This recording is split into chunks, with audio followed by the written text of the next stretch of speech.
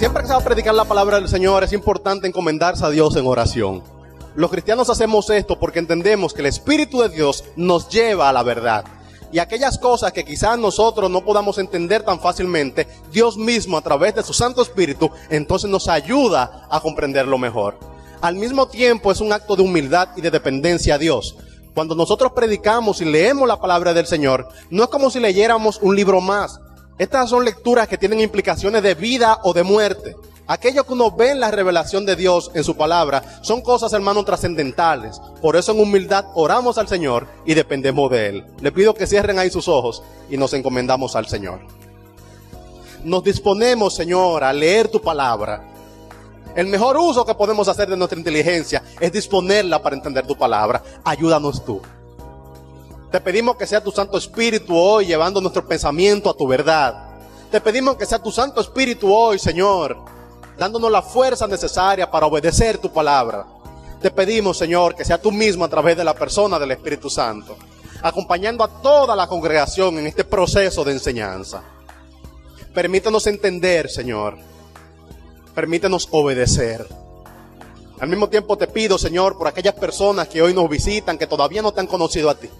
Permite que en la predicación de tu palabra hoy, Señor, su mente, Señor, sea aclarada, sus ojos sean abiertos y que ellos puedan aferrarse a este precioso tesoro que se llama la salvación. Te pedimos que hoy no solamente la iglesia crezca en conocerte, Señor, sino que aquellos que todavía no te han conocido te puedan conocer. Todo esto para tu gloria, en el nombre de Jesús. Amén. Estaremos viendo hoy, aprendiendo sobre la Pascua, y aprenderemos a reconocer a Cristo en diferentes símbolos. La enseñanza de hoy es una enseñanza alegórica, es una enseñanza muy simbólica, y por eso me gustaría que ustedes tomen nota, me gustaría que ustedes anoten citas, me gustaría que ustedes cuando lleguen a su casa todavía profundicen más en esto que le estaremos expresando hoy, pero es una enseñanza muy rica. Miren, quizás la Pascua en el Antiguo Testamento es la porción de la Escritura que más simbolismo tiene y que más significado podemos extraer de ahí, como un banquete continuo. Es como ir a la palabra del Señor y tener significado y tener conocimiento y tener nueva luz en diferentes áreas. Le pido que estén muy atentos, que tomen notas, que recuerden todo lo que esto significa para que puedan meditarlo en su casa. A modo de introducción les diré que los símbolos y las metáforas del Antiguo Testamento anunciaron las grandes verdades reveladas más claramente en el Nuevo Testamento y prepararon la mente del pueblo de Dios para que pudieran entenderlas y apreciarlas. Hay personas que me han preguntado que por qué el Antiguo Testamento es tan alegórico. Algunos me han preguntado que por qué como que no se puede entender a la primera. Una persona una vez me dijo que Dios como que había elegido dar su enseñanza de una manera muy enredada, de una manera muy compleja. Que si acaso la intención que había en Dios era que nos entiendan. Nada más alejado de la realidad. Los símbolos y las señales nos permiten llegar a alguna parte. Por eso cuando ustedes toman su examen para que le den el carnet de aprendizaje como conductores, en el librito del manual del conductor está lleno de símbolos y de señales. Los símbolos, las señales, lo que nos permiten es tomar una carretera y llegar con seguridad a algún sitio. Y así como cuando usted va a un lugar que no conoce, va mirando los letreros que hay en el camino y esos letreros le permiten saber si está más cerca o más lejos, estos símbolos, estas señales que hay en el Antiguo Testamento, no son señales para confundir, son señales, son símbolos para conducir. Cuando los cristianos vemos los símbolos y las señales del Antiguo Testamento, entonces podemos con seguridad ser conducidos hacia Cristo. Hay un principio en esto y es que la revelación de Dios ha sido progresiva. Y ha venido revelándose con cada vez más claridad. Pero todos estos símbolos, todas estas señas del Antiguo Testamento nos permiten llegar hacia Cristo con mucha seguridad. Hoy estaremos viendo, hermano, un símbolo precioso, un símbolo muy claro del Antiguo Testamento. Y cuando veamos este símbolo, entonces podremos identificar en él a Cristo. Recuerden la metáfora del conductor. Las señales de pare, las señales de velocidad máxima, las señales de curva fuerte en el camino, no están en las carreteras para que el conductor se confunda. Están en las carreteras para que el conductor llegue a su destino con mucha seguridad. ¿Cuál es el destino que nosotros tenemos hoy? Nuestro destino es Cristo. Al estudiar los símbolos y metáforas del Antiguo Testamento, nosotros podemos llegar hasta Cristo. Estaremos viendo la importancia de los símbolos como tal. Luego entonces nos moveremos un poco y analizaremos un símbolo. Y aquí nos vamos a parar un ratico, hermano. Y vamos a disfrutar este símbolo. Y vamos a ver todo lo que, el significado que esto tiene. Y luego veremos cuáles son las implicaciones de la Pascua para los cristianos. Lo primero, importancia de los símbolos. En segundo lugar, el significado de la Pascua. Y en tercer lugar, los cristianos y la Pascua. ¿Por qué es que este símbolo, esta metáfora, es tan importante el día de hoy? Vamos a la primera parte, la importancia de los símbolos. Miren, los símbolos son importantes porque nos recuerdan un significado profundo. Dice así el libro de Hebreos en el capítulo 9 y en el versículo 23. Fue pues necesario que las figuras de las cosas celestiales fueran purificadas así, pero las cosas celestiales mismas con mejores sacrificios que esto. Aquí no está hablando el escritor de Hebreos que habían figuras y que esas figuras anunciaban cosas celestiales. Y las figuras todas son figuras limitadas. Pero cuando ustedes lo veían a nivel de figuras y después llegaba a la realidad de Cristo, entonces podían relacionarlo. Cuando vemos al final de los evangelios, de los discípulos de Jesús, no todos entendieron todas las cosas con la misma claridad. Es más, que después de su resurrección, fue que ellos dijeron, ahora entendemos. Es como si le haya quitado un velo del rostro. Es como si sus ojos habían estado hasta ese momento un poco cubiertos y ahora podían ver con claridad a Cristo a través de las figuras, de los símbolos y de las señales del Antiguo Testamento. Todo esto es muy importante, todo esto tiene valor. Símbolos y metáforas. Miren, los símbolos son fáciles de recordar. Ustedes se sorprenderán, pero hay personas que piensan que los símbolos son complejos. No, hermano, los símbolos eran la manera en que tenía el Señor en aquel momento de revelarse hacia el pueblo y que el pueblo entienda con relativa facilidad. Además que lo recuerde. Si cada vez nos cambiara la señal, hermano, sería difícil llegar a un destino, pero como la señal es estándar, como la señal se mantiene, entonces la señal se puede identificar. Es fácil de recordar. ¿Han visto el letrero de pare? ¿Qué memorable es? Es una figura geométrica de color rojo, y desde que usted ve una figura geométrica de color rojo, usted dice parece que ahí dice que hay que pararse. Es más, que se entiende hasta en diferentes idiomas. Si te ponen stop en inglés, aunque tú no sepas lo que significa stop, tú sabes que ese símbolo, con esa figura geométrica y en color rojo, significa pare. El símbolo que veremos hoy es la Pascua, y es el símbolo más mencionado en el Nuevo Testamento. Es como que el Señor quería que uno recuerde esto para que cuando aparezca la Pascua real, entonces pueda apropiarse de ella. También los símbolos son fáciles de repetir. Mano, cuando te cuentan una historia que es simbólica y tiene muchos elementos simbólicos, es más fácil que recuerdes esa historia a que si te ponen a recordar un ensayo muy extenso. Es más fácil recordar una figura como la Pascua que recordar un largo sermón teológico sobre el significado de la Pascua. La Pascua es un símbolo, la Pascua es una figura, porque los símbolos y las figuras son fáciles de repetir. Quizás tú no recuerdes todo lo que yo te diga en la enseñanza de hoy, pero podrías ir al símbolo de la Pascua y a través de sus diferentes elementos, entonces extraer un significado. El Señor eligió símbolos y metáforas porque aparte de ser fáciles de recordar, son fáciles de repetir. Los símbolos comunican según el interés. Miren, hay personas que leen la Pascua en el Antiguo Testamento y para ellos es un cuadrado negro.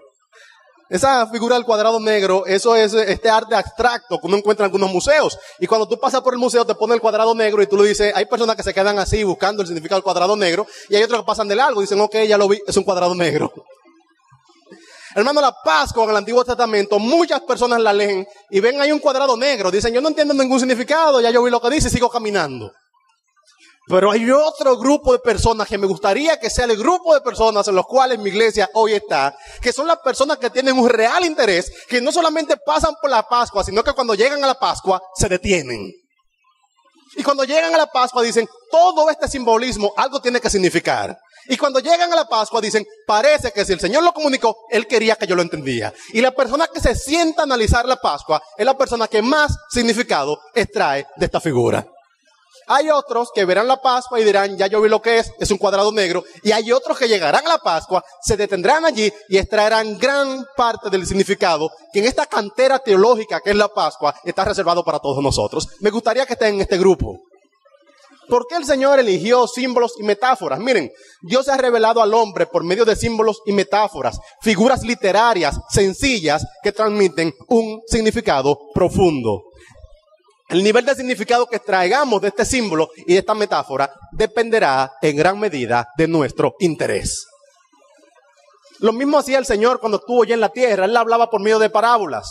Y sucedía con las parábolas que aquellos que lo que estaban buscando era a Jesús para perseguirle, a Jesús para contradecirle, las parábolas le parecían locuras. Pero sus discípulos que de verdad querían saber, le decían, Señor, ¿y qué fue lo que tú quisiste decir con esa parábola? Y el Señor le cargaba, cada elemento le cargaba de significado. Aquellos que de verdad están interesados podrán entender la Pascua y extraer de esto todo su simbolismo, todo su significado y todas sus implicaciones. Me muevo rápido a la segunda parte y aquí es que nos vamos a detener. ¿Qué era la Pascua?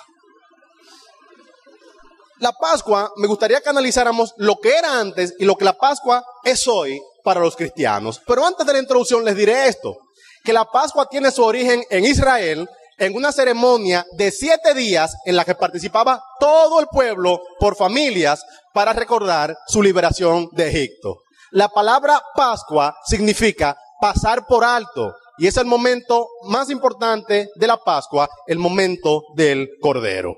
Acompáñenme ahora en sus Biblias, en el libro de Éxodo, en el capítulo 12. Leeremos la institución de la Pascua. ¿Cómo comenzó la Pascua? Mírenlo aquí. Habló Jehová a Moisés y a Aarón en la tierra de Egipto, diciendo: este mes os será principio de los meses, para vosotros será el primero en los meses del año. Hablad a toda la congregación de Israel diciendo: en el mes 10 de este mes, tómese cada uno un cordero según las familias de los padres, un cordero por familia. Mas si la familia fuere tan pequeña que no baste para comer el cordero, entonces él y su vecino inmediato, mas si la familia fuera tan pequeña que no baste para comer el cordero, entonces él y su vecino inmediato a su casa tomarán uno según el número de las personas, conforme al comer de cada hombre. Haréis la cuenta según el cordero. El animal será sin defecto, macho de 1 año. Lo tomaréis de las ovejas o de las cabras, y lo guardaréis hasta el día 14 de este mes, y lo inmolará toda la congregación del pueblo de Israel entre las 2 tardes. Y tomarán de la sangre y la pondrán en los 2 postes y en el dintel de las casas en que lo han de comer. Y aquella noche comerán la carne asada al fuego y panes sin levadura, con hierbas amargas. Lo comerán. Ninguna cosa comeréis de él cruda, ni cocida en agua, sino asada al fuego, su cabeza con sus pies y sus entrañas. Ninguna cosa dejaréis de él hasta la mañana, y lo que quedare hasta la mañana lo quemaréis en el fuego. Y lo comeréis así, ceñidos vuestros lomos, vuestro calzado en vuestros pies, y vuestro bordón en vuestra mano, y lo comeréis apresuradamente. Es la Pascua de Jehová. Pues yo pasaré aquella noche por la tierra de Egipto, y heriré a todo primogénito en la tierra de Egipto, así de los hombres como de las bestias, y ejecutaré mis juicios en todos los dioses de Egipto, yo Jehová. Y la sangre os será por señal en las casas donde vosotros estéis, y veré la sangre, y pasaré de vosotros, y no habrá en vosotros plaga de mortandad cuando hiera la tierra de Egipto. Y este día os será en memoria, y lo celebraréis como fiesta solemne para Jehová durante vuestras generaciones. Por estatuto perpetuo lo celebraréis. 7 días comeréis panes sin levadura, y así el primer día haréis que no haya levadura en vuestras casas. Porque cualquiera que comiere leudado desde el primer día hasta el 7º será cortado de Israel. El primer día habrá santa convocación, y asimismo en el 7º día tendréis una santa convocación. Ninguna obra se hará en ellos, excepto solamente que preparéis lo que cada cual haya de comer. Y guardaréis la fiesta de los panes sin levadura, porque en este mismo día saqué vuestras huestes de la tierra de Egipto. Por tanto, guardaréis este mandamiento en vuestras generaciones por costumbre perpetua. ¿Hay muchos elementos o no hay? Miren, lo primero que hace un cristiano serio cuando llega a la Pascua es que se detiene, porque él dice, aquí como que hay muchos significados revueltos. Aquí hay como muchas cosas al mismo tiempo. Para entender esto se va a requerir un tiempecito. Ya sabemos que es la Pascua era una fiesta. La palabra como tal significa pasar de largo. ¿Por qué pasaba de largo? Porque sacrificaba un cordero y cuando este cordero era puesto en las puertas, entonces el Señor perdonaba la vida de estas personas que necesariamente tenían que morir. Yo quiero que ustedes entiendan en la Pascua que los judíos y los egipcios por igual tenían que morir porque ambos eran pecadores. Ahora el Señor en su misericordia perdonó a aquellos que sacrificaron un cordero. Y quiero que entiendan esto. La única forma de conciliar la justicia con la misericordia, dos atributos de Dios igualmente importantes, sin que se produzca una contradicción, era por medio de la expiación. Alguien tenía que morir en nuestro lugar. Un principio de la Escritura, desde Génesis hasta Apocalipsis, es que la paga del pecado es ¿cuál? Muerte. Hermanos, lo que estableció el Señor para los pecadores era que los pecadores irremediablemente tenían que morir. Y el Señor no es hijo de hombre para que se arrepienta ni para que mienta. Si el Señor dijo que el pecador muere irremediablemente. Es que Dios es justo. Cuando se habla que Dios es justo, no significa que Dios va a hacer lo que a ti te conviene, no. Es que Dios va a hacer aquello que dijo, que Dios no va a variar su justicia. Y si estuviéramos ante la presencia de un Dios que no solamente es totalmente justo, sino también totalmente misericordioso, ¿cómo un Dios misericordioso podría perdonar a los hombres sin entrar en una contradicción? Es como si tú le dijeras a tu hijo que no vas a hacer algo y después tu hijo hace lo que tú no querías que hiciera. Entonces tú dices, ¿cómo hago ahora? Porque yo le dije que si hacía tal cosa, entonces no iba. ¿Cómo ahora le doy el permiso? Yo soy un padre justo y si yo le dije a mi hijo que si hacía tal cosa, entonces no le iba a poder dar el permiso para participar en eso que mi hijo quiere. Si mi hijo me defraudó, ¿cómo podría yo, sin hablar mentira, al mismo tiempo concederle? ¿Cómo conjugo el amor y la justicia? Miren, en esto ha tropezado mucha gente porque hay mucha gente que han creído en un Dios solamente misericordioso, dejando de lado la justicia de Dios. Y hay otros que han creído en un Dios solamente justo, dejando de lado su misericordia. Hermanos, Dios es el creador del cielo y de la tierra. Y Dios, creador del cielo y de la tierra, estableció que el alma que pecare, esa alma ciertamente morirá. Yo quisiera ponerle esto todavía más gráfico. ¿Cómo un Dios totalmente justo podía perdonar a un hombre que ha fallado precisamente en lo que el Señor había establecido que no se debía fallar? El alma que pecare, esa alma morirá. Mano, la única manera de conciliar dos atributos de Dios sin que entren en contradicción es por medio de un término que se llama expiación. Expiación es poner a alguien en tu lugar. Imagínense ustedes que hacemos una gira, ya no se hacen giras, ¿qué han pasado con la gira? Ya como que no se hacen giras, pero hacemos una gira y que vamos para un río. Y anunciamos el pasaje al río son 500 pesos, el que no venga con sus 500 pesos irremediablemente no entra a la guagua. Y va a haber una persona que va a venir para la gira, que vamos para el río, pero él va a venir y va a decir, ay caramba, Rafael, vamos todos para la gira, para el río, yo quiero ir, pero no tengo los 500 pesos, ¿qué hago? Y todo el mundo está escuchando que ya está montando en la guagua, que ha pagado sus 500 pesos. Yo digo, todas estas personas que están aquí ya pagaron sus 500 pesos. Y yo fui el mismo que dije que aquel hombre que no trajera sus 500 pesos, que el pasaje para la gira en el río, irremediablemente se quede en la ciudad. Hay dos cosas que yo puedo hacer con ese hombre. O yo puedo decirle, usted no se baña en el río, se queda en la ciudad porque no trajo sus 500 pesos. O me pongo la mano en mi propio bolsillo y le doy 500 pesos. Y después que le doy los 500 pesos le digo, toma, paga. Usted me dirá, pero Rafael, al final tú lo dejaste ahí como quiera para el río. Sí, pero hubo ahí, no entré en contradicción porque yo mismo que establecí que el pasaje al río eran 500 pesos. Fui el mismo que me puse la mano en los bolsillos y le dije, mira, toma tus 500 pesos y paga a la persona. Es el concepto de expiación. Es que alguien toma tu lugar.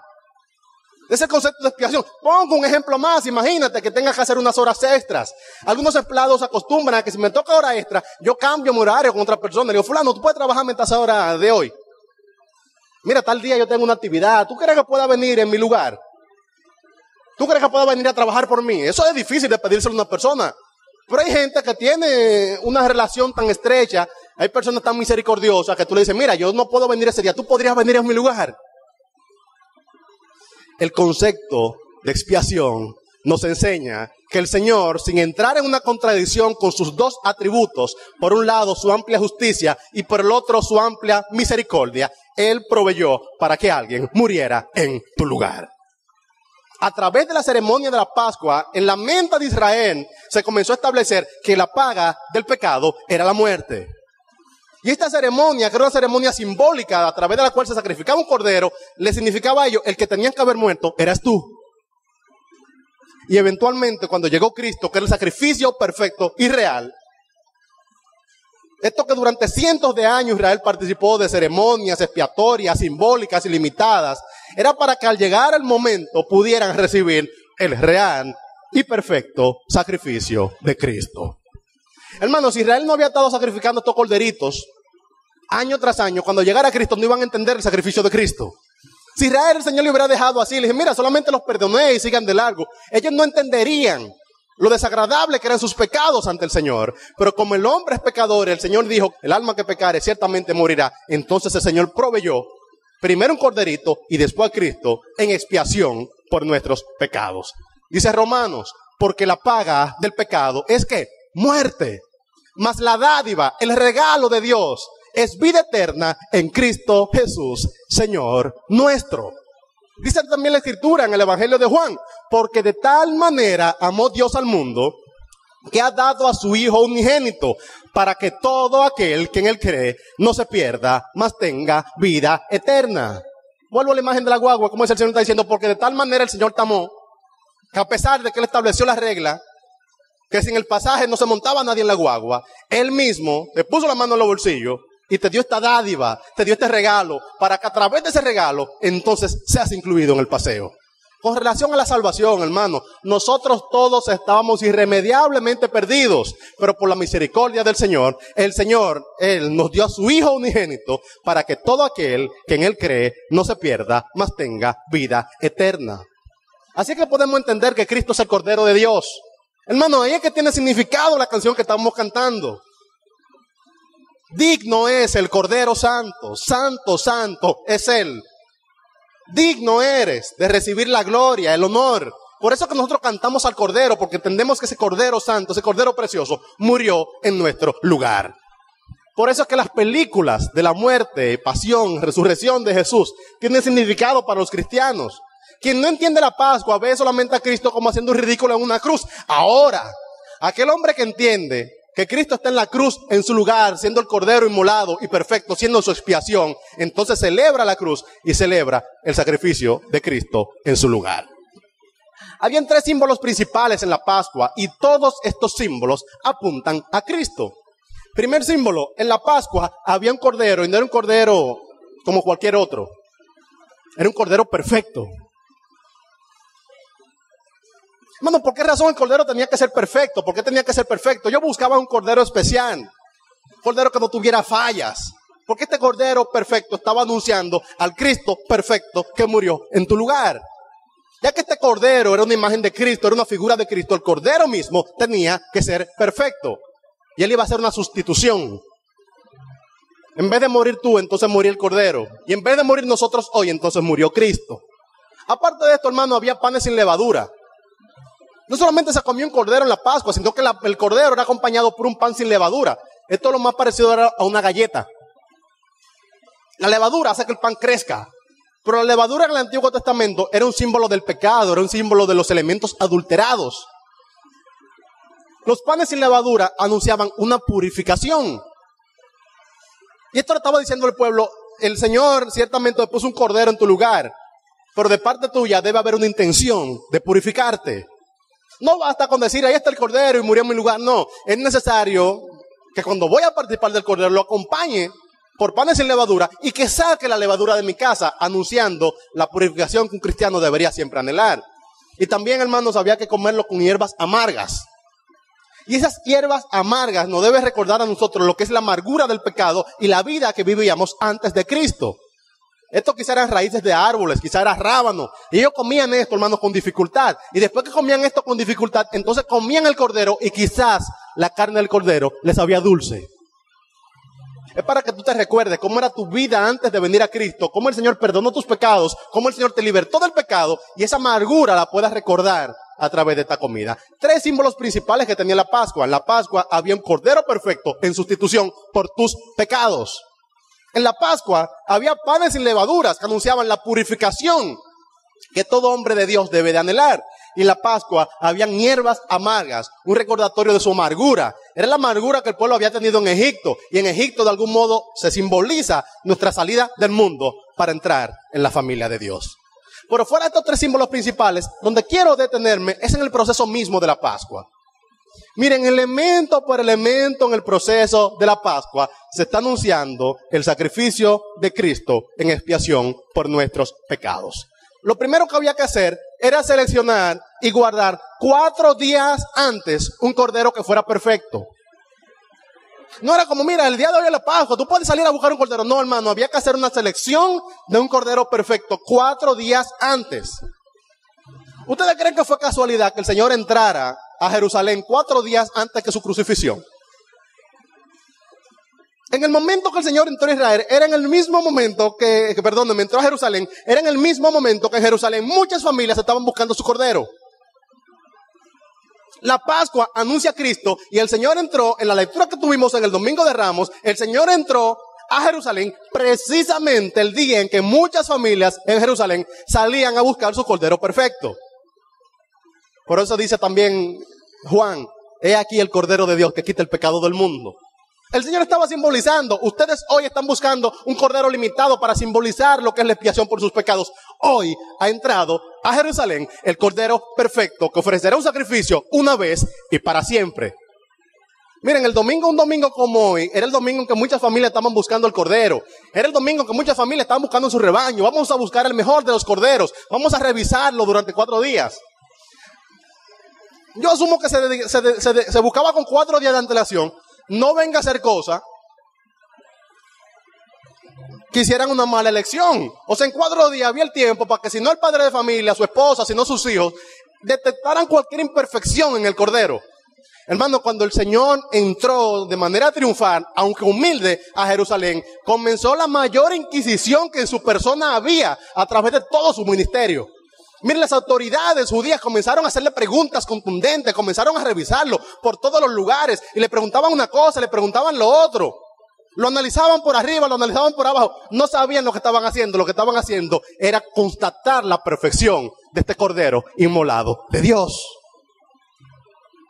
El Señor entró domingo, hermano, 4 días antes de que llegara la Pascua, porque Él mismo era nuestra Pascua. Y 4 días antes, todas las autoridades judías comenzaron a constatar que el cordero era perfecto y que no había mancha alguna. Luego de esto, había que inmolarlo con toda la congregación. Miren, no era un acto secreto de que vamos, no, toda la congregación, toda esa familia tenía que estar presente cuando su corderito iba a ser inmolado. Oye, pero ustedes creen que fue casualidad que la crucifixión de Cristo fue un evento público y que todo Israel dijo, crucifíquenlo, crucifíquenlo. Así como toda familia tenía que estar presente cuando se iba a inmolar el cordero, lo mismo, todo el pueblo estuvo presente cuando nuestro Señor, nuestro sacrificio perfecto, fue crucificado.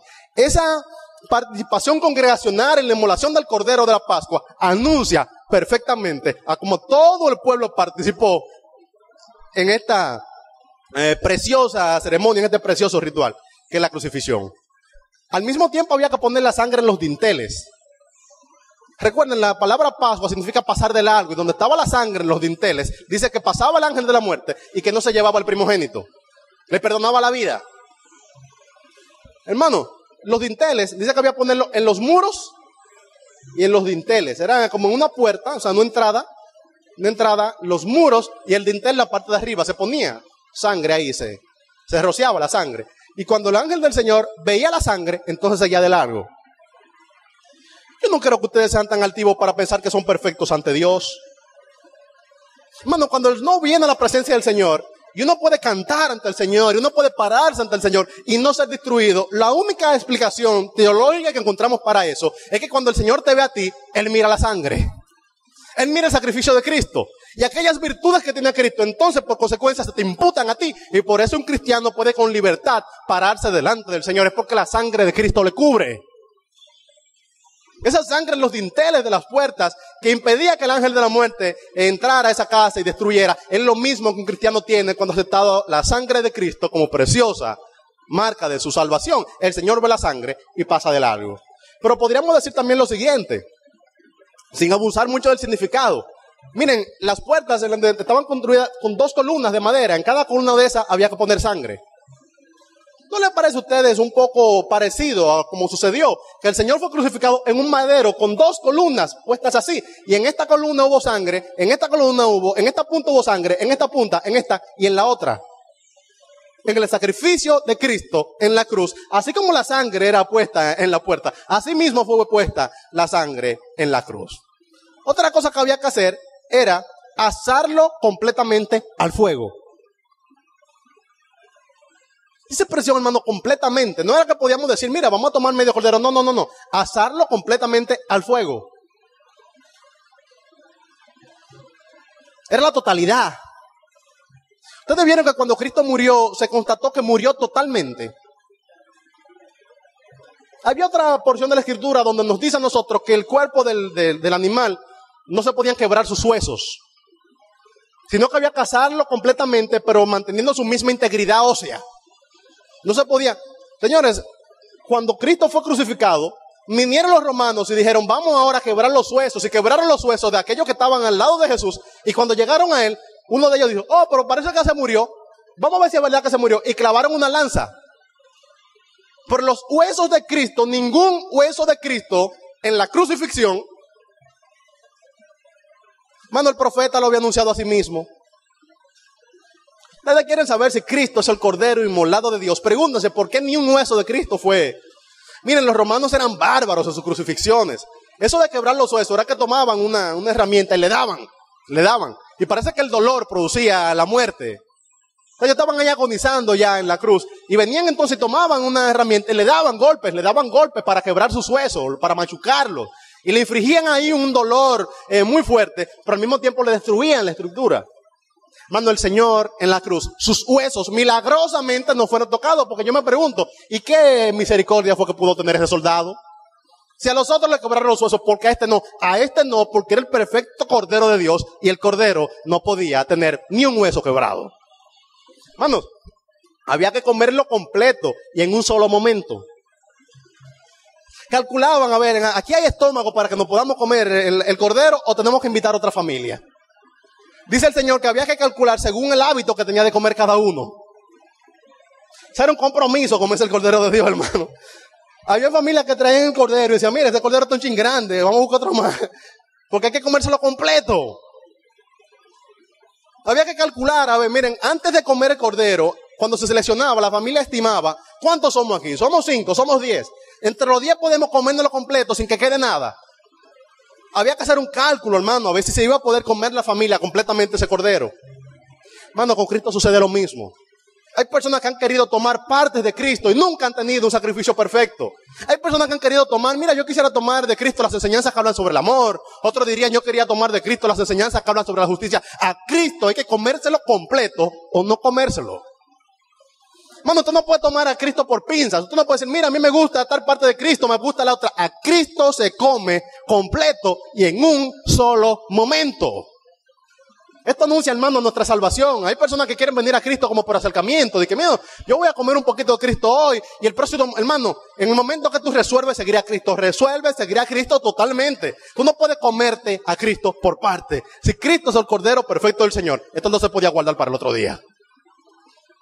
Le pregunto a ti, todo esto está anunciando a Cristo. Miren, algo que se pregunta a cualquier persona que está por poner su fe en Cristo, ¿estoy yo dispuesto a tomarme a Cristo completo, a comerme a Cristo completo hasta sus últimas consecuencias?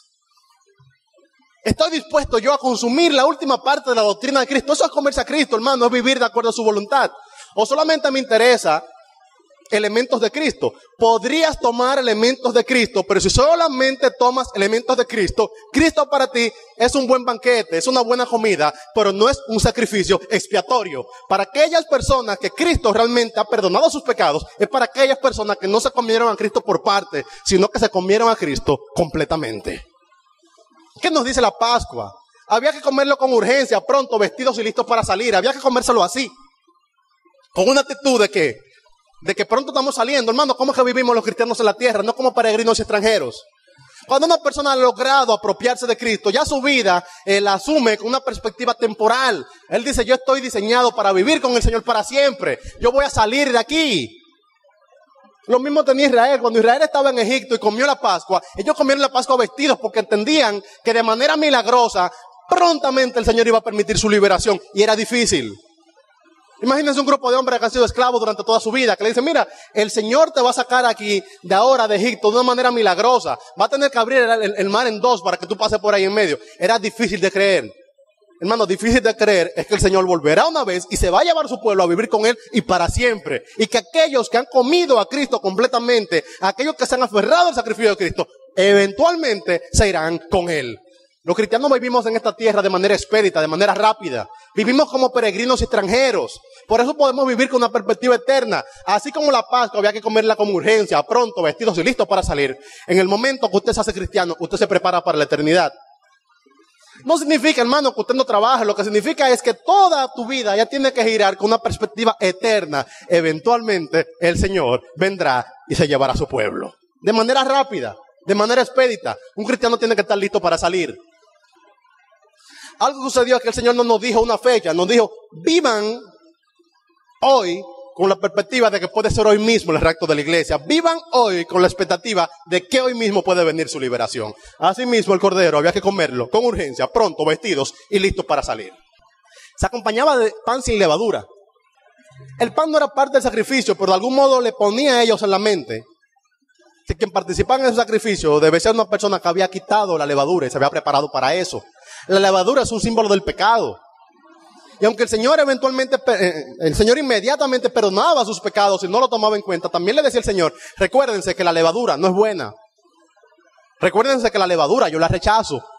Israel, hermano, preparaba panes sin levadura, porque esos panes sin levadura significaban pureza. Y esto es un símbolo de la santificación en que debe vivir un cristiano. Se lo explico así. Hermano, el Señor, en el momento que tú lo aceptas como su sacrificio perfecto por ti, que es Cristo, en el momento que tú aceptas a Cristo, tus pecados todos son perdonados. Pero hermano, ya que Cristo perdonó tus pecados, trata de quitarle la levadura al pan. Ya que el Señor perdonó tus pecados, trata de quitarle la levadura al pan.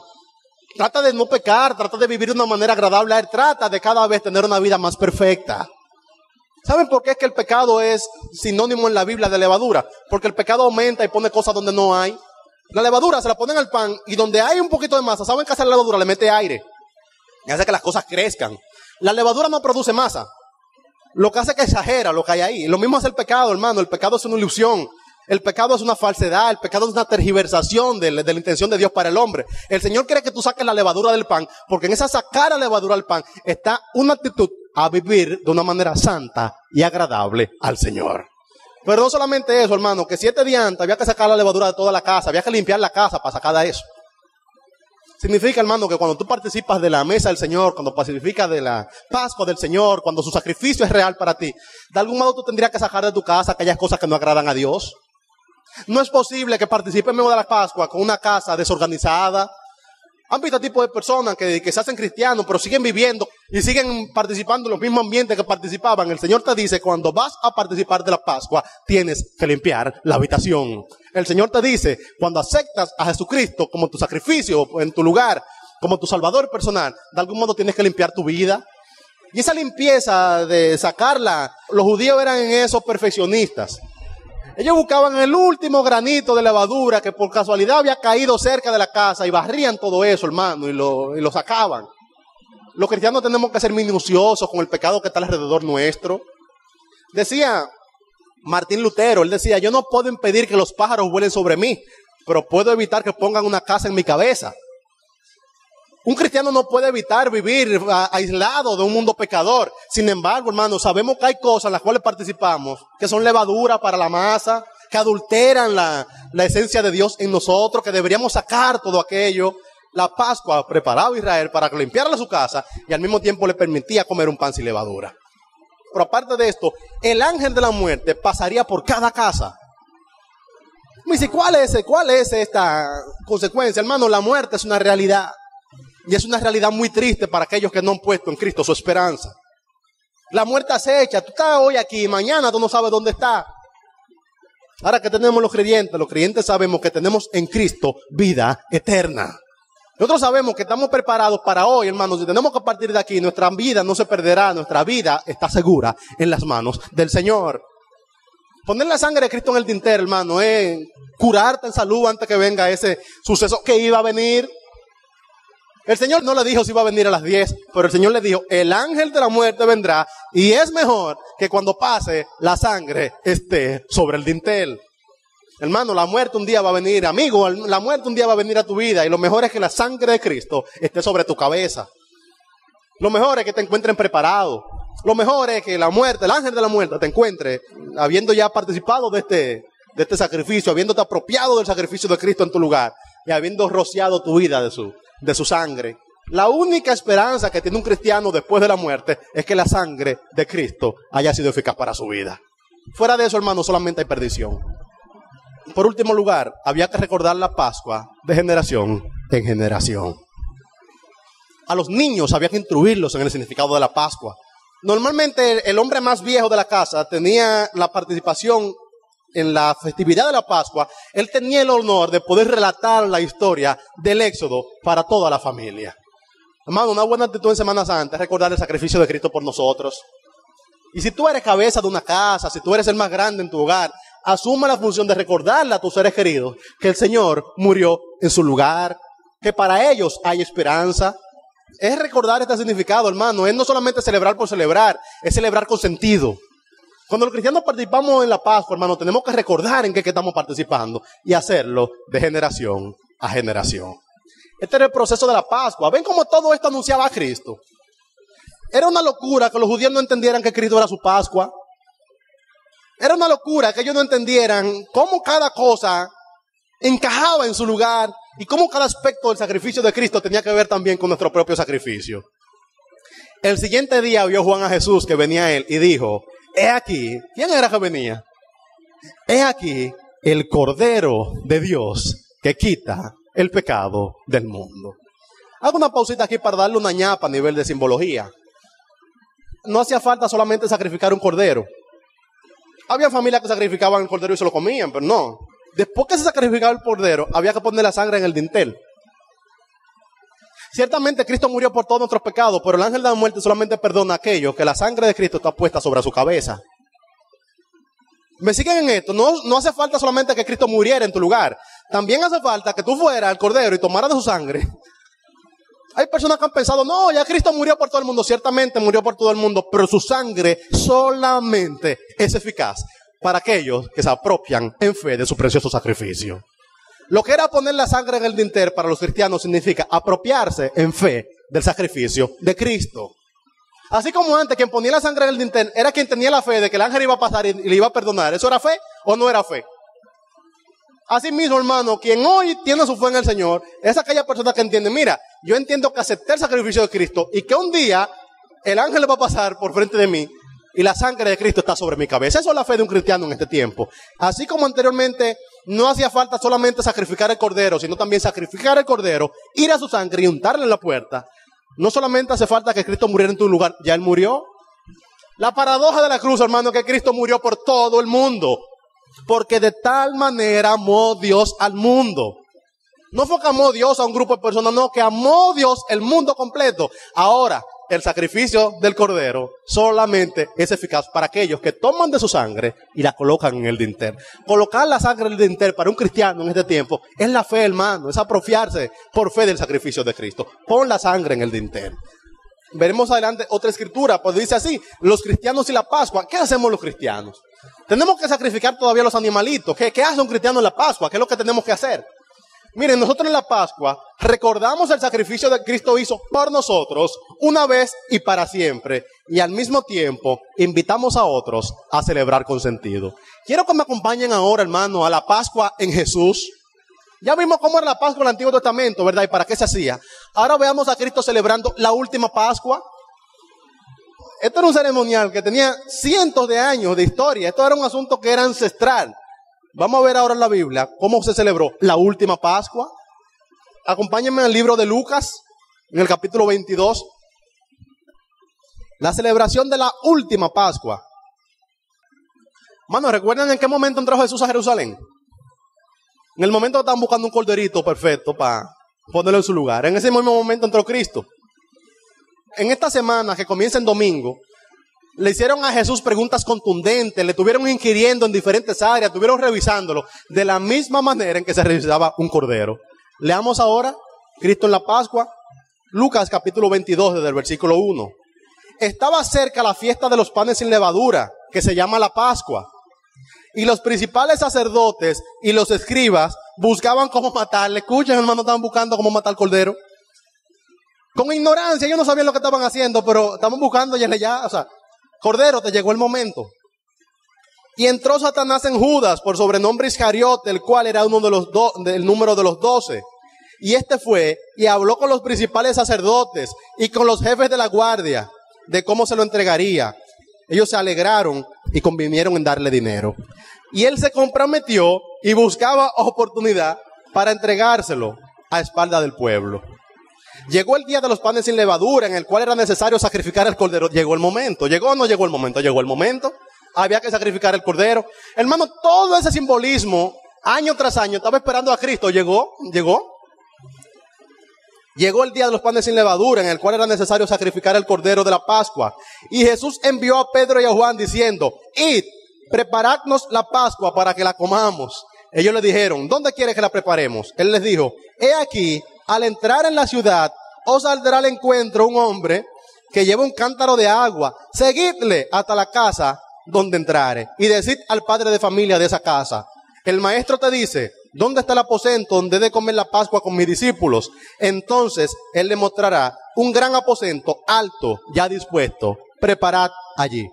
Fueron pues y hallaron como le había dicho y prepararon la Pascua.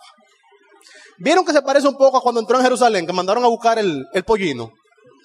Dios preparó todo en cuanto a la Pascua de forma tal que el ceremonial encajara perfectamente en Cristo. Cuando era la hora, hermano, ni antes ni después, cuando era la hora, en un momento vinieron a buscar a Jesús para matarlo. ¿Y saben lo que él les respondió? La hora no ha llegado, aguántense un chin. Es que Cristo tenía que ser sacrificado precisamente en la Pascua, porque la Pascua era que ellos entendían que cuando ese cordero era sacrificado, entonces sus pecados eran pasados por alto. Vinieron una vez a apresar a Jesús para matarlo, y ¿saben lo que le dijo a sí mismo? Tense quieto, que todavía no ha llegado mi hora. ¿Y ahora qué dice aquí? Cuando era la hora, ahora sí, se sentó a la mesa y con él los apóstoles y les dijo: cuánto he deseado comer con vosotros esta Pascua antes que padezca. ¿Cómo que se está diciendo? Miren, desde que yo instituí este ceremonial, yo estaba esperando el momento en que lo vaya a terminar. Era un anhelo en el corazón de Dios, un anhelo, hermano, que tenía cientos de años, que llegaría un momento en que él mismo participaría como sacrificio en su última Pascua. ¿Cuánto he deseado comer con vosotros esta Pascua antes que padezca? ¿Y por qué tenía que padecer? Porque él era el Cordero. Ellos no estaban entendiendo que él era el Cordero. La última Pascua simbólica fue esa. A partir de ahí, hermano, ya no hace falta un corderito simbólico, porque el Cordero perfecto fue él. Y les dijo: porque os digo que no la comeré más hasta que se cumpla el reino de Dios. Y habiendo tomado la copa, dio gracias y dijo: tomad esto y repartidlo entre vosotros, porque os digo que no beberé más del fruto de la vid hasta que el reino de Dios venga. Y tomó el pan y dio gracias y lo partió y les dijo, y se los dio, diciendo: esto es mi cuerpo. Esto que ustedes habían estado comiendo, este es mi cuerpo. Esto era lo que ustedes habían estado haciendo. Que por vosotros es dado. El sacrificio expiatorio es a favor de ustedes, para que la sangre mía les cubra, para que no mueran. Eso es lo que es la salvación del Señor. esto es mi cuerpo, que por vosotros es dado, haced esto en memoria de mí. Hermano, si uno analiza que esto es el momento de la Pascua, esto tiene un gran significado. Es que él está diciendo, lo que ustedes se van a comer ahora es verdaderamente mi cuerpo. En un momento antes de esto, el Señor le dijo a los discípulos, van a tener que comerse mi cuerpo y beberse mi sangre. Y ellos no entendieron. Pensaron, ahora sí es verdad que se volvió loco, que hay que comérsele el cuerpo y beberse la sangre. Miren, para los judíos eso fue muy raro. Es más, fue tan raro que dice a sí mismo, el evangelista cuando le escribe, dice, y a partir de ese mismo momento muchos dejaron de seguirle, la gente no entendió. Hermano, comerse el cuerpo y beberse la sangre de Cristo es aferrarse por fe de que este sacrificio fue en nuestro lugar. Esto es lo que eso significa. Esto es mi cuerpo que por vosotros es dado, haced esto en memoria de mí. De igual manera, después que hubo cenado, tomó la copa diciendo, hermano, el mismo Señor se comió un corderito. Oigan qué paradoja. O sea, él mismo, que era el cordero perfecto, en la última cena de Pascua simbólica, él comió el cordero. Y después que lo comió, entonces le dijo, de igual manera, después que hubo cenado, tomó la copa diciendo, esta copa es el nuevo pacto en mi sangre. ¿Qué es un pacto en mi sangre, hermano? Que cuando el Señor ve la sangre ahora, eso es lo que es el pacto. Cuando Él ve la sangre de Cristo sobre nosotros, pasa de largo. En un momento todos nosotros nos encontraremos ante el tribunal de Dios. Y lo único que puede salvar a una persona en ese momento es que la sangre de Cristo había sido eficaz en su vida por fe. En un momento tú vas a estar ante Dios y lo único que te va a eximir de la destrucción eterna es que el Señor va a ver a Cristo y te va a preguntar, ¿aceptaste el sacrificio de Cristo en tu lugar? Ay, sí, Señor, una vez en una iglesia se llamaba Mundial, ahí preguntaron y yo me aferré de ese asunto por fe, de que Cristo murió en mi lugar. Perfecto, eres perdonado.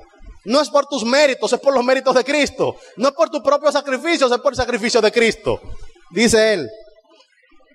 De igual manera, después que hubo cenado, tomó la copa diciendo, esta copa es el nuevo pacto en mi sangre que por vosotros se derrama. Mas he aquí, la mano del que me entrega. ¿Para qué que lo van a entregar? ¿Para qué que lo va a entregar la mano? Para que se cumpla el sacrificio real. He aquí la mano del que me entrega está conmigo en la mesa. A la verdad el Hijo del Hombre va según lo que está determinado. Bueno, no un invento. O sea, el Señor desde antes de instaurar la Pascua ya estaba pensando en Cristo, en que eventualmente iba a venir un sacrificio de uno que es perfecto. Ya no un sacrificio de que para que recordemos lo malo que era nuestro pecado. No, hermano. Según lo que está determinado, pero hay de aquel hombre por quien es entregado. Entonces ellos comenzaron a discutir. Este momento, el Señor tomó la Pascua judía, donde había un corderito inocente que era puesto en lugar del otro, y él, que realmente era inocente del mismo modo que inocente era el cordero, él asumió nuestro lugar. En Lucas 22, del 1 al 21, vemos a Cristo diciéndonos que él mismo es nuestra Pascua. Limpiaos pues, esto ya en el Nuevo Testamento, hermano, esto después de Cristo. Esto es Pablo hablando. Oigan lo que dice Pablo. Limpiaos pues de la vieja levadura. ¿De cuál? ¿De cuál levadura me voy a limpiar? Recuerden, la levadura era el símbolo del pecado, hermano. La levadura era el símbolo de la contaminación. La levadura era el símbolo de lo impuro, le está diciendo el Señor. Limpiaos pues de la vieja levadura para que seáis nueva masa, sin levadura como sois. Porque nuestra Pascua, ¿qué es quién? Cristo, hermano, nuestra Pascua, nuestro sacrificio perfecto, la sangre que ponemos encima de nuestra vida y que el Señor pasa el largo, porque nuestra Pascua, que es Cristo, ya fue sacrificada por nosotros. Hermano, los primeros discípulos del Señor entendieron, ya no hay que buscar un nuevo corderito, porque el cordero perfecto ya murió en mi lugar. Ya no hace falta que estemos participando en todo aquello. Lo que hace falta ahora es que nos alejemos del pecado y que aceptemos el sacrificio perfecto de Cristo en nuestro lugar. Miren, con la llegada del Cordero de Dios, lo que anunciaba el símbolo. Con la llegada del Cordero de Dios, que anunciaba el símbolo, terminó la Pascua como ritual, pero aún mantiene su valor como recordatorio del sacrificio de Cristo por nosotros. Lo anunciamos cada vez que compartimos el pan y el vino. Decía el mismo apóstol Pablo, así pues, todas las veces que comiereis este pan y bebiereis de esta copa, la muerte del Señor anunciáis hasta que Él venga. Hermano, cuando en la iglesia partimos el pan y el vino, lo que estamos diciendo es, en un momento de la historia, el Señor mismo se hizo hombre, un cordero perfecto, revisado por todo el mundo, a veces había falta en él, y no encontraron ninguna falta. Y ese cordero perfecto, inspeccionado 4 días antes, tal como sucedía con el cordero de la Pascua judía, en un momento murió por nosotros en nuestro lugar, tal y cual había sido escrito. Cuando Jesús hubo tomado el vinagre en la cruz, dijo, consumado es. Hermano, hay pocas expresiones que yo encuentre tan contundentes en la Biblia, hermano, que esa. Mire, cuando yo leo eso, yo me entremezco. El Señor en la cruz ahí, estaba escrito que le iban a dar a beber vinagre mezclado con él. Y él ahí en la cruz, hermano, crucificado así. Él dijo, ya yo cumplí todo lo que de mí habían escrito en la ley y en los profetas.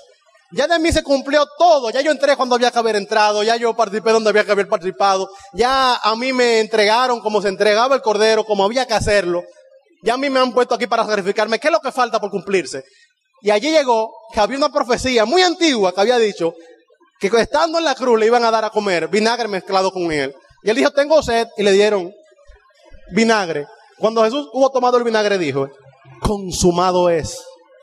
Y habiendo inclinado la cabeza, entregó el Espíritu.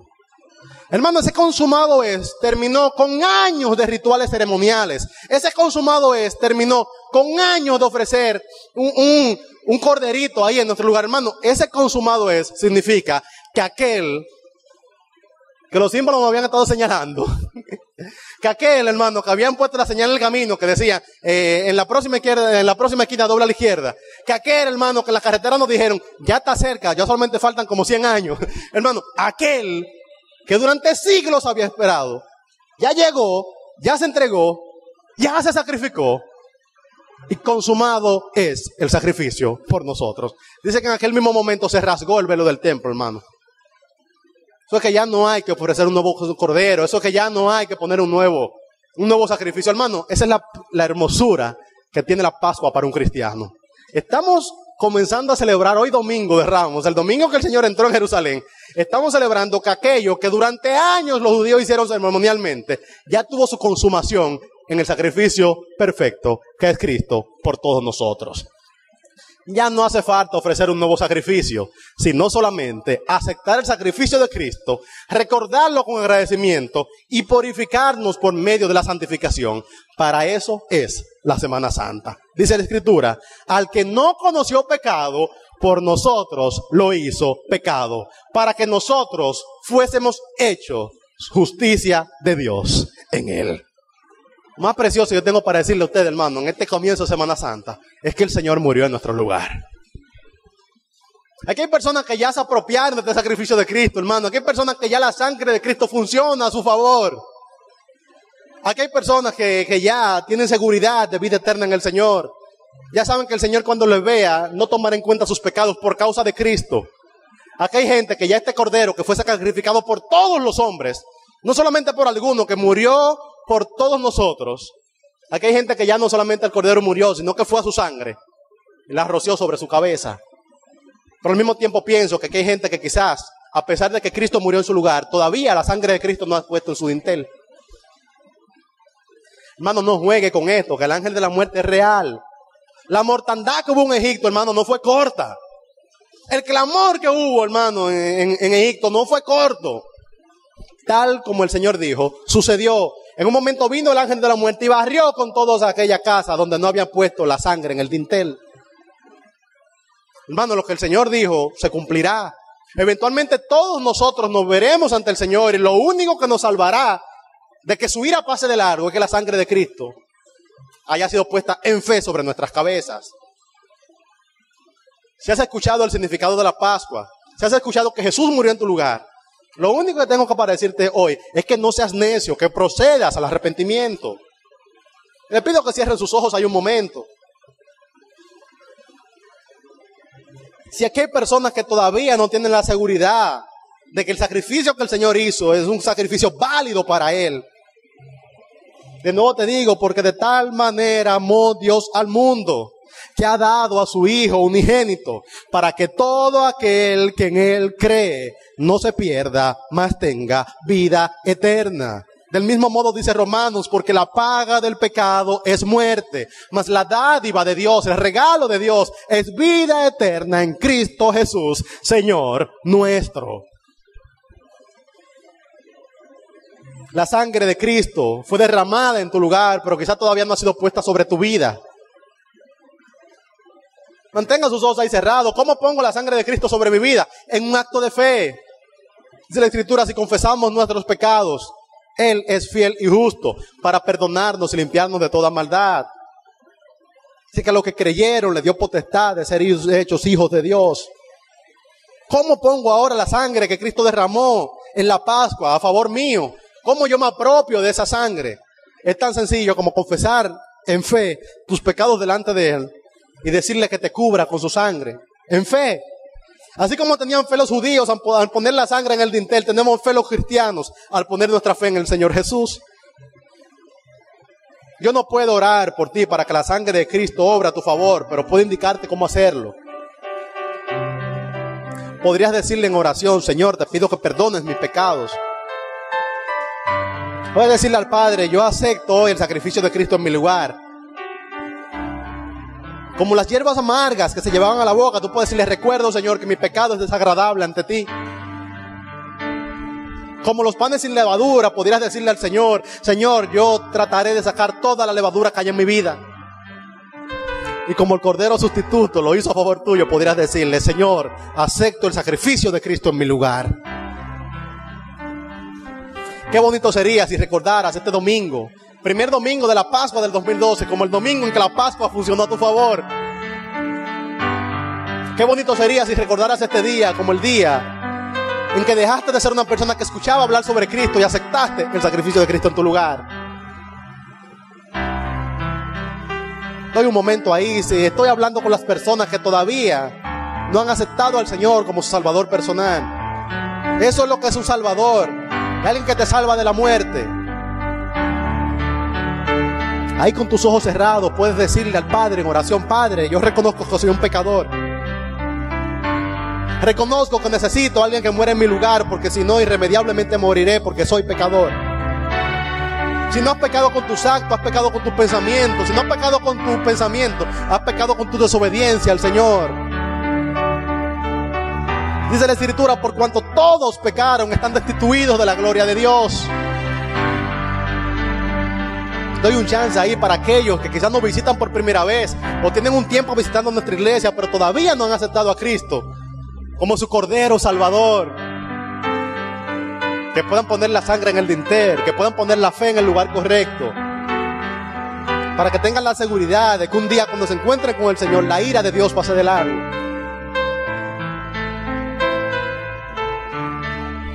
Quizás estás ahí meditando, quizás están pensando, es el momento de arrepentirte hoy, es el momento de convertirte hoy. El cordero había que comérselo rápido en el momento, no se podía guardar para algún lugar, no se podía guardar para otro momento, tenían que comer el cordero ahí, en el momento que era puesto en su mesa. Ahí el cordero está delante de ti, no cierres tu boca. Había que comerse el cordero en ese día, no se podía guardar el cordero para comerlo a la semana entrante. No postergues tu salvación.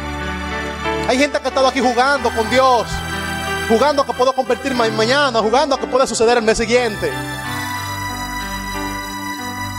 Hay gente que está aquí esperando de que saber más. Lo que necesitas saber es que eres un pecador y que los pecadores irremediablemente mueren, y que la única manera en que un pecador tiene esperanza es cuando Cristo es puesto en expiación por sus pecados, porque la paga del pecado es muerte, mas el regalo de Dios es vida eterna en Cristo Jesús, Señor nuestro. No dejes esto para después, la Pascua es hoy. Tu Pascua es hoy. De nuevo, es tan sencillo como que reconozcas ante el Señor que eres un pecador y que aceptas el sacrificio de Cristo en tu lugar.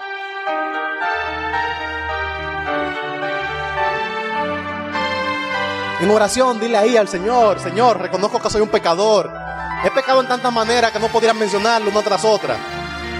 Pero al mismo tiempo acepto hoy lo que el pastor Rafael ha dicho, y es que Cristo murió en mi lugar, que Él es mi Pascua, que Él es mi sustituto, que Él es el Cordero perfecto de Dios que quita el pecado del mundo, como dijo Juan. He aquí el Cordero de Dios que quita el pecado del mundo. Por amor a ti quiero dar un tiempo más. Quizás el Cordero está oliendo ante ti, quizás el cuerpo de Cristo está ante ti, quizás tu sangre está ahí esperando y estás postergando este momento. Recuerda que la Pascua se comía en ese mismo día. No esperes el ángel de la muerte que visite tu casa. Gente de esta iglesia, oren ahí por sus amigos. Que el Señor ponga en ellos fe, que el Señor les dé valor para confesarle.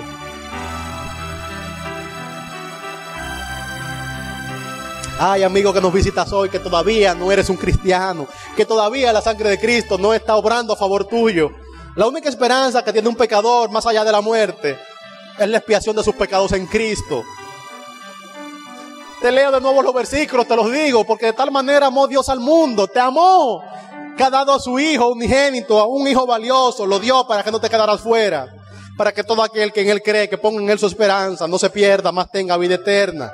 Porque la paga del pecado es muerte, mas el regalo de Dios es vida eterna en Cristo Jesús, Señor nuestro. He aquí el Cordero de Dios que quita el pecado del mundo. Eso es la Pascua para un cristiano.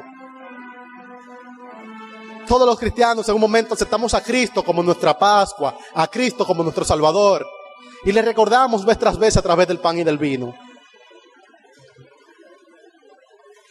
Si has hecho esta oración de arrepentimiento, si has hecho esta oración de arrepentimiento hoy, cree en esto. Así como los judíos creían y ponían la sangre en el dintel, los cristianos creemos y ponemos nuestra fe en Cristo. Cree en esto. Cree que el Señor ha perdonado tus pecados. Cree que en Él tienes vida eterna. Y puedes tener la confianza de que un día te vas a encontrar ante el tribunal de Dios. Y su ira, Pascua, su ira pasará de largo. Oro por toda la iglesia. Mira mis hermanos, Señor, que has alcanzado con tu sangre en diferentes años. Mira aquello que alcanzaste en el 2011, Señor, y aquí bautizamos. Mira aquello que alcanzaste en el 2002, el 2010 y aquí bautizamos. Mira aquello, Señor, que alcanzaste con salvación en el 2009. Mira aquello del 2008. Mira aquello que alcanzaste con salvación por los años 90. Mira aquello que alcanzaste con salvación por los años 80, Señor. Mira aquello que comienzas a alcanzar con salvación hoy. Permite que en esta Semana Santa tu iglesia recuerde, Señor, que la muerte le pasó de largo, Señor, pero que le tocaba a ellos. Permite que tu iglesia recuerde en esta Semana Santa, Señor, que no por sus méritos, sino por los méritos de Cristo. Permite, Señor, que cuando la gente piense en pelota de playa, que piense en espagueti, la comunidad cristiana PES mundial piense en cruz, piense en sacrificio, piense en misericordia y justicia funcionando al mismo tiempo. Te celebramos a ti, Señor, tú que eres totalmente justo y totalmente misericordioso. Te celebramos a ti, Señor, en quien no hay sombra de contradicción. Te celebramos a ti, Señor, que inventaste esto que se llama expiación, para seguir siendo justo y obrar en misericordia. Gracias, Señor, por tu gracia. Gracias, Señor, por tu regalo perfecto. Gracias, Señor, por Cristo Jesús. Amén.